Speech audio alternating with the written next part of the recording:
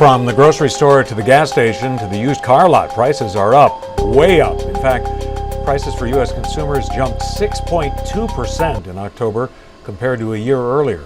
The rising cost of food, gasoline, housing left Americans grappling with the highest inflation rate since 1990, and something that is starting to draw comparisons to the 1980s. Financial planner Ernie Burns with Burns Financial joins us now to talk about that. Ernie, good morning to you. How concerned are you about this? We're pretty concerned, and we don't think it's transitory short term. This is going to take a while to work itself out. This is going to roll into next year, probably towards the end of the year before this actually starts coming down, hopefully. And in the same instance, I'm sorry, go ahead.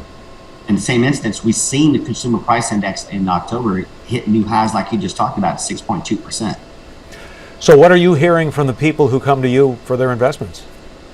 Well, they're paying more right now. They're paying more at the grocery stores, like you said, and at the pump, and they see this in the consumer price index. And at the same instance, they want to know what we can do here. And so far, because of the government giveaways and in this instance of more wage increases that we've had, Louisiana has been able to absorb this.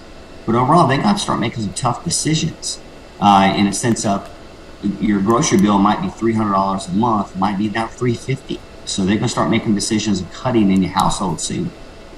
People have not experienced, in 1980, the inflation rate was 13%, and then it got high again around 1990.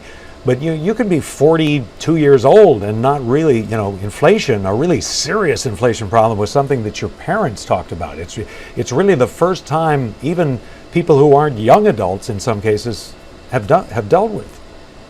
They don't remember the oil embargo in the 70s where people had to basically line up at the pumps to get fuel. The average inflation rate from 1970 and 1980 was 7.1%, and it only got higher in the 80s for a short term. So point to take is this is something they've never seen, like you said, and they have to basically start making some tough decisions in the future, how they're going to basically manage their households.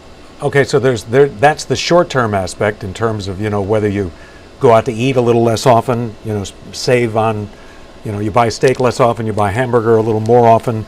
But in terms of the long term, what should people be thinking about when they start thinking about, saving money or retirement?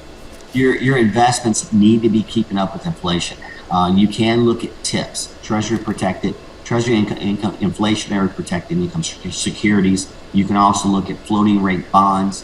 In addition to, you can always look at common stock. That has always been able to keep up with inflation because that's goods and services. So far, you have to actually have a financial planner to sit down and make sure your money's keeping up with inflation.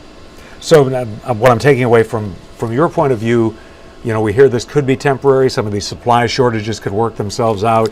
Things in the labor force could get back to normal. But you seem to be telling me for planning purposes anyway, you have to assume it's longer term?